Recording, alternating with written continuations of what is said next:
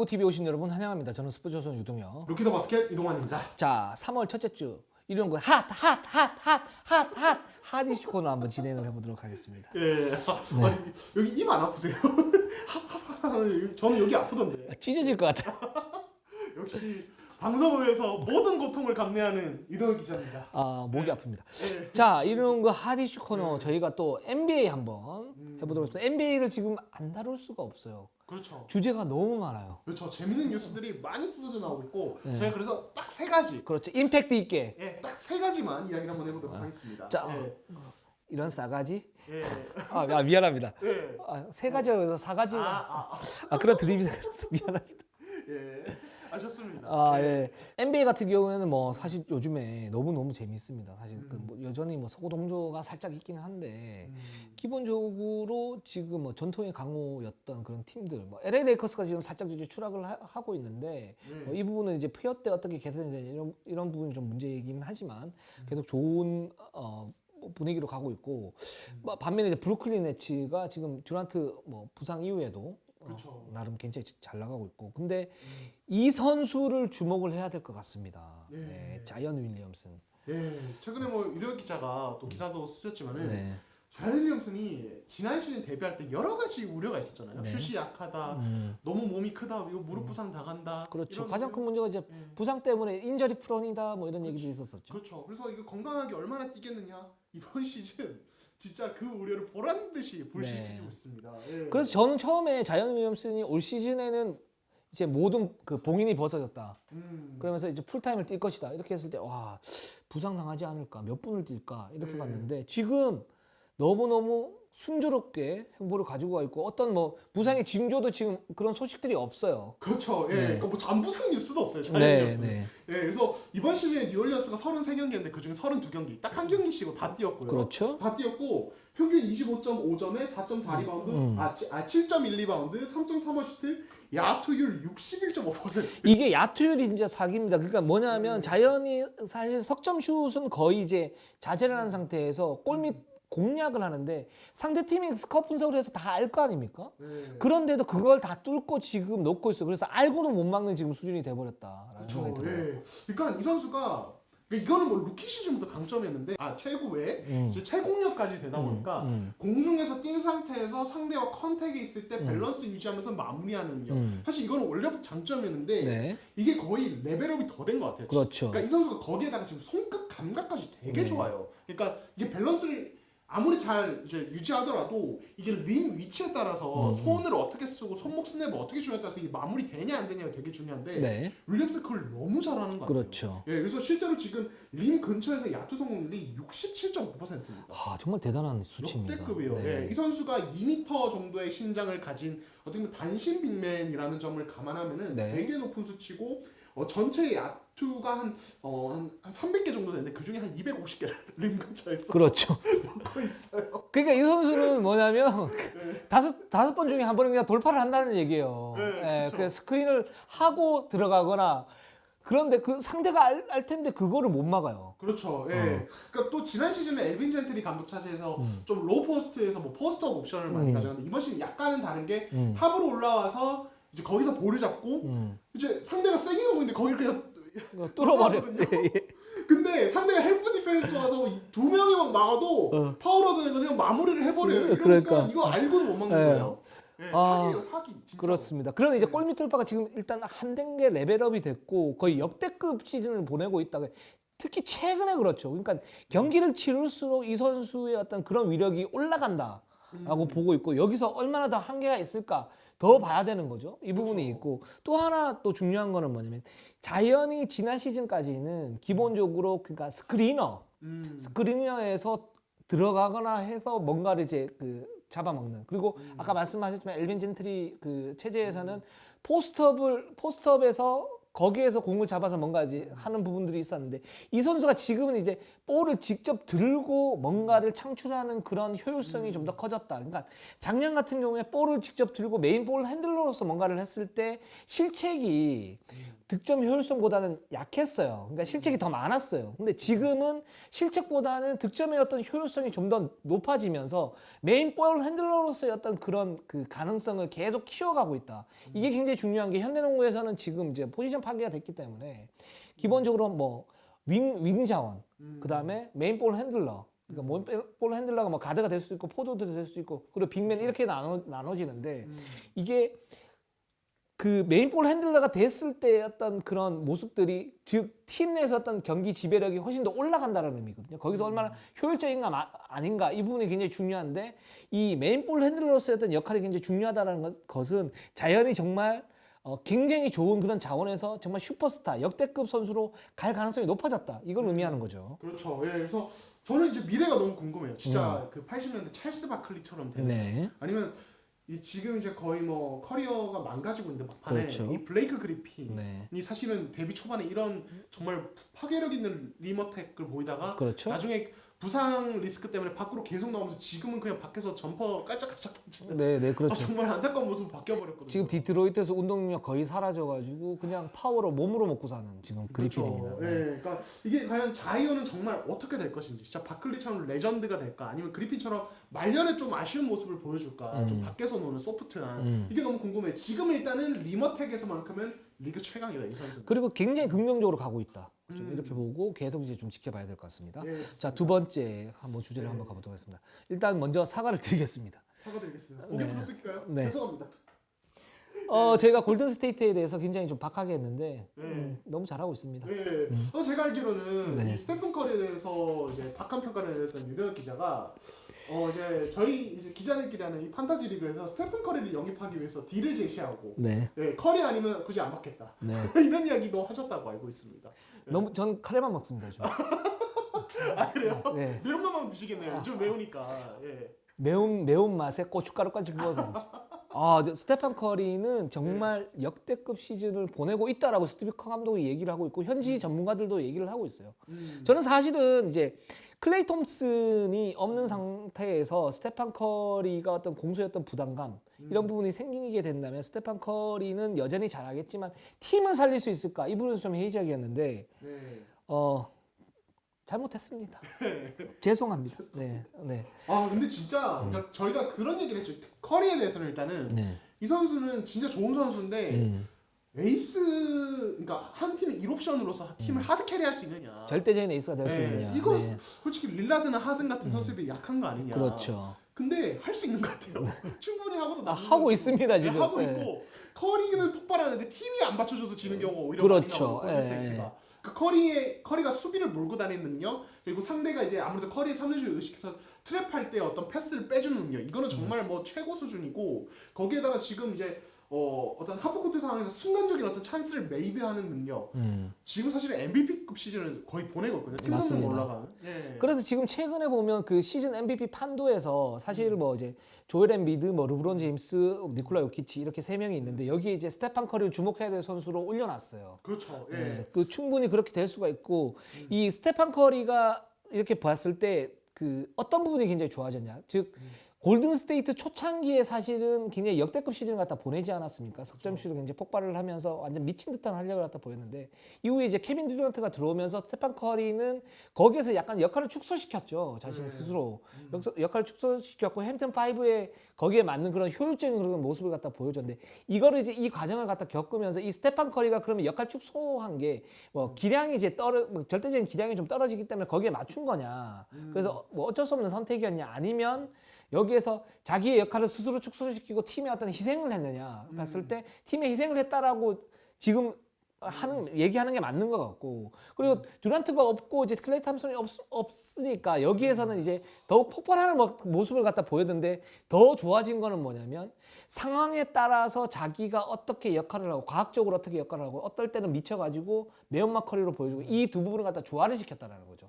현지 매체에서 분석은 그 부분이고 그렇기 때문에 지금 커리는 도저히 알고도 막을 수 없는 그런 어떤 공격수가 됐고 팀의 시너지 효과까지 나오면서 야투 효율까지 담보하는 그렇죠. 사실 이게 굉장히 쉽지 않은 거거든요. 왜냐면 클레이 탐슨이 없는 상태에서 자기가 공수에서 모든 역할을 갖다 조율을 해줘야 되는데 그 상태가 되면 당연히 야투를 갖다 떨어질 수밖에 없지만 지금 커리는 그 부분까지 가지고 가면서 지금 가고 있다. 그래서 대단한 그런 지금 상황이다라고 좀 볼 수 있을 것 같아요. 드레이먼드 그린은 좀 어떻게 보시죠? 사실 저희 드레이먼드 그린에 대해서도 개막 초반에 굉장히 세게 비판을 했거든요. 네, 그러니까 네. 이 선수가 저 같은 경우는 클레이 탐슨 없으면 커리 하나랑만 뛰면은 이 선수는 효율이 떨어진다.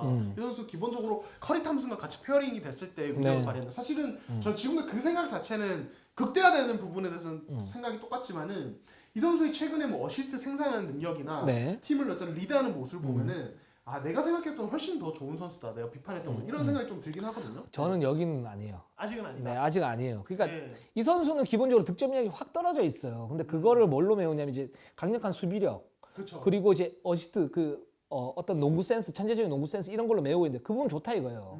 그 부분 원래 가지고 있는 부분이고 그 정도의 역할을 해야 되는 선수예요. 연봉. 그쵸. 근데 여기에서 보면 물론 이제 다른 조합을 맞췄을 때 어떤 그린이 또 잘할 수 있겠지만 켄트 베이즈모어라든가 아니면 켈리 우브레 주니어 이런 선수들의 어떤 활동량이 굉장히 좋기 때문에 그걸 이제 잘 이용하는 거다. 근데 자기 자신이 이제 그래비티라고 그러죠. 우리가 절대적인 에이스 왔을 때 커리 같은 경우에는 그래비티를 확실히 이용을 하면서 상대 수비를 끌어당기면서 나머지들에게 찬스를 주는데 이 드레이먼드 그린은 어떤 느낌이 있냐면 그런 그래비티의 어떤 그 느낌은 없다. 제가 볼 때는 그냥 베이즈모어라든가 아니면 켈리 우브레 주니어 또는 앤드류 위긴스 또는 커리 이런 선수들이 받침을 갖다 해주고 있기 때문에 그거를 굉장히 잘 이용하고 있는 그런 상황이다. 저는 이렇게 말씀 갖다 드리고 싶네요. 저는 네. 그거보다 조금 더 높게 개인적으로 네네. 그걸 잘 이용하는 그만큼 잘 이용하는 그림밖에 없는 느낌. 네, 네, 네. 그러니까 그림 빠지는 경기 종종 보면은 커리 위력도 그러니까 물론 정말 좋은데 커리를 살짝 줄어요. 그러니까 그렇게 입맛에 맞는 패스 그런 호흡을 보여줄 수 있는 선수가 그림밖에 없겠다는 생각이 들긴 하더라고요. 네네. 그러니까 이게 사실은 뭐 오랫동안 호흡을 맞춰온 어떤 메리트이기도 하지만은 네네. 그만큼 그린이 적어도 골든스테이트 시스템 안에서는 이 선수만의 패서가 없을 수도 있겠다는 생각은 저는 개인적으로 들어서. 근데 이거는 그린이 물론 이제 그린의 장점이기도 하지만 골든 스테이트에서 그린이 굉장히 오랫동안 뛰었고 스테판 커리와는 손발을 맞췄지 않습니까? 그렇죠. 그러니까 우리가 사실은 한 1년 반, 뭐 2년 이렇게 지금 호흡을 맞추고 있는데 뭐 제가 뭔 얘기를 하면 뭔가 딱 나오잖아요. 이제 그쵸, 그게 우리의 능력이 아니고 이게 어쨌든 케미 아닙니까? 그렇죠. 그 KB 같은 경우에 박지수 선수가 딱 이렇게 더블팀이 들어왔을 때 김민정 선수가 본능적으로 뭘 알잖아요. 이제 그런 느낌이에요. 그러니까 그린의 활약은 운빨이다. 운발은 아니고 이제 그런 어떤 그 배경이 있는 거지 뭐. 그러니까 그린 개인의 기량에 대해서 아직도 조금. 그러니까 결국에는 네. 그거를 얘기할 수 있겠죠. 그러니까 다른 팀에 가면 그린이 이 정도 할 수 있어. 그렇죠. 그건 아니다라는 말씀. 커리는 다른 팀에 갔을 때 더 잘할 수도 있어요. 근데 그린은 저는 좀 이제 의구심은 있다. 좋은 지적이라고 생각합니다. 네. 그래서 커리에 대해서는 제가 정말 사과를 드리지만 그린은 내 자존심이 안 된다. 그러니까 그럼 고개를 숙인 거는 커리를 향한 것이지 그린을 향한 것은 아니었고. 당연하죠. 예. 그래서 알겠습니다. 명확하시군요. 어쨌든 오늘도 우린 사과를 했어. 예. 그렇죠. 자, 세 번째로 한번 가보도록 하겠습니다. 유타 재즈. 상당히 강력합니다. 사실 유타 재즈가 지난 시즌에 굉장히 최대 다크호스로 떠올랐는데 작년에는 처음에 좀 괜찮다가 뭔가 모르게 삐그덕거리면서 그냥 서부의 그저 그런 팀. 그렇죠. 그냥 뭐 세긴 한데 이 팀이 우승을 할까 이런 기대감은 없었어요. 근데 올 시즌에는 이 팀이 너무너무 잘하고 지금 각종 매체에서 주간 파워랭킹을 매기지 않습니까? 유타 재즈가 3주 연속 지금 1위를 갖다 달리고 있어요. 그렇죠. 원래 초반에는 레이커스, 클리퍼스가 계속 1위 쪽에 있다가 네. 유타가 최근에 페이스가 확 올라오면서 지금 1위를 차지하고 계속 꾸준히 가고 있는데 네.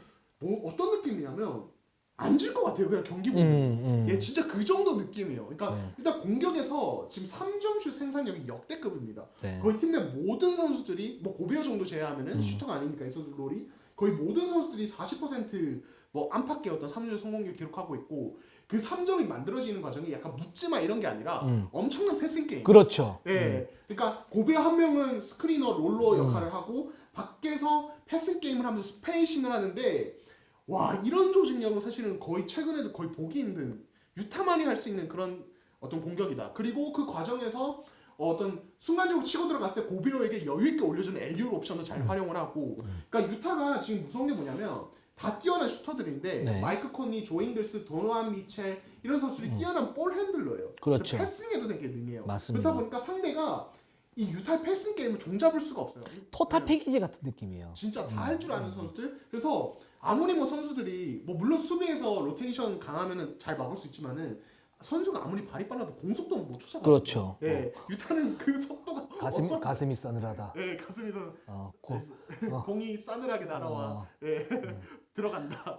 공이 손보다 빠르다. 발보다 빠르다. 그쵸. 네, 네. 그러니까 그 정도로 유타 패싱 게임이 지금 어마어마한 수준이고, 그러니까 그런 느낌이에요. 지난 시즌에 뭔가 구축된 시스템과 호흡이 이번 시즌에 완전히 자리를 잡으면서 그렇죠. 그냥 폭발하면서 시너지를 내는 거의 최고의 시즌을 보내고 있는 그런 단계가 아닌가 싶습니다. 예. 그렇습니다. 그래서 도노반 미첼 같은 경우에는 제가 볼 때는 이제는 거의 탑급, 완전 탑급으로 올라섰다. 그러니까 작년 피오 때 사실 이제 그 자말 머레이의 어떤 쇼다운을 하면서 뭔가 이제 업그레이드된 느낌이고 이제는 진짜 절대적인 에이스로서 메인 볼 핸들러로서의 자기의 어떤 그 충분한 역할을 하고 있고 거기에서 그래비티 가지고 있으면서 뭐 클락슨이나 보그다노비치라든가 뭐 여러 선수들에게 이제 기회까지 제공하는 그런 이제 토탈 패키지형 에이스가 됐다라고 볼 수 있고 사실 고베어가 시즌 초반에 득점력 그 저하로 인해 가지고 이거 맥시멈 줄 수 있는 선수냐 뭐 이렇게 얘기를 했었고 찰스 바클리가 그렇게 또 비판을 하지 않았습니까? 근데 고베어 같은 경우에도 너무너무 잘해요. 아, 일단 수비에서 진짜 존재감이 장난이 아니에요. 네. 벽이에요, 벽. 네. 그래서 상대가 림으로 치고 들어가면은 그냥 고베어가 서 있으면 거기서 끝이에요, 그냥. 그래서 유타의 어떤 그러니까 그런 거죠. 그러니까 유타가 상대도 실점을 최소화할 수 있는 비결이 뭐냐면 보통 이제 2대2 수비를 하면은 이제 빅맨이 좀 위로 올라가잖아요. 올라가게 되고 그럼 뒷공간이 빈단 말이에요. 그러면은 이제 농구에서는 보통 코너에 있는 다른 어떤 윙자운 수비수들이 그쪽으로 헬프 수비를 간단 말이에요. 예, 근데 유타는 고베어가 있기 때문에 그걸 아무도 안 가요. 그렇다 보니까 헬프 수비 감으로써 코너에 생기는 오픈이 거의 안 나와요. 이게 그러니까 결국에는 자기 마크맨만 본다는 거죠. 여기서 나오는 어떤 수비 로테이션 안정화와 어떤 그 효과, 코너 3점 최저화시키는, 왜냐면 NBA에서 코너 3점이 거리가 가까워서 되게 중요하거든요. 그렇죠. 그러니까 여기서 어떤 효과가 되게 큰 것 같고, 고베어가 사실 최근 몇 년 동안에 2대2 게임 이후에, 그러니까 스크린한 이후에 어떤 롤링하는 능력, 그리고 조금 이제 애매한 거리에서 미드레인지를 공 잡았을 때 다른 쪽에 찬스 봐주고 빼주는 능력이 계속 성장해 왔는데 이번 시즌 거의 극에 달했다. 이런 부분도 중요하고 결국 관건은 그겁니다. 오케이, 정규리그 좋습니다. 그렇지. 피오 때 어떻게 됐느냐. 그렇죠. 예전에 한 15, 16 시즌에 애틀랜타 막 카일 코버랑 폴 밀셉 있을 때 그렇죠. 그때 애틀랜타도 그렇고 지난 시즌 미러키도 그렇고 정규 시즌 1위 달려도 플레이오프에서 힘 빠지는 경우 되게 많았단 말이에요. 과연 유타도 똑같을까? 이건 좀 어떻게 생각하십니까? 전 다르다고 봐요. 그러니까 애틀란타가 그때 무너졌던 거는 이제 클리블랜드한테 무너졌는데 그때는 이제 클리블랜드의 그 절대적 에이스 뭐 르브론 제임스를 막을 수 있는 카드가 별로 없었어요. 그렇죠. 네. 그리고 정규 리그 때 그 플레이오프 때 가장 중요했던 골 밑에였던 수비 이 부분이 약했어요. 맞아요. 그래서 애틀란타는 무너졌던 거고 미러키 같은 경우에는 아테토쿤보가 사실 이제 외곽이나 미드레인지 게임이 안 되기 때문에 그 승부처에서 어떤 그런 약점들이 치명적이죠. 있었기 때문에 무너졌는데 유타 같은 경우에는 그런 약점들은 보이지 않아요. 그러니까 윙맨 자원에서 어떤 수비력의 부족 이런 부분이 좀 있긴 해요. 뭐 보그다노비치라든가 이런 선수들이 이제 그런 그 상대 에이스를 막을 수 있을까? 뭐 라는 생각이 들긴 하지만 이 팀은 기본적으로 고베어가 있고 그다음에 미첼이 있기 때문에 여기에서 나오는 시너지를 상대 팀도 굉장히 보고할 것이다. 그렇게 본다면 LA 레이커스나 뭐 클리퍼스나 또는 뭐 챔프전까지 가면 브루클린이나 아니면 뭐 그 미러키라든가 이런 팀들하고 비교를 봐도 떨어지는 건 없어요. 떨어지는 건 없어요. 제가 볼 때는. 근데 단 이 기세를 계속 이어나가야 되는 그런 모습들이 좀 필요하지 않을까라고 생각이 들고 사실 유타가 작년에도 뭔가 될 듯 안 되는 부분들이 있는데 그 부분을 좀 메울 수 있을까? 요거는 좀 봐야 될 것 같다라는 생각이 듭니다. 좋습니다. 예, 결국에는 저희 결론은 유타는 우승 가능성이 분명히 있다. 플레이오프에서 힘.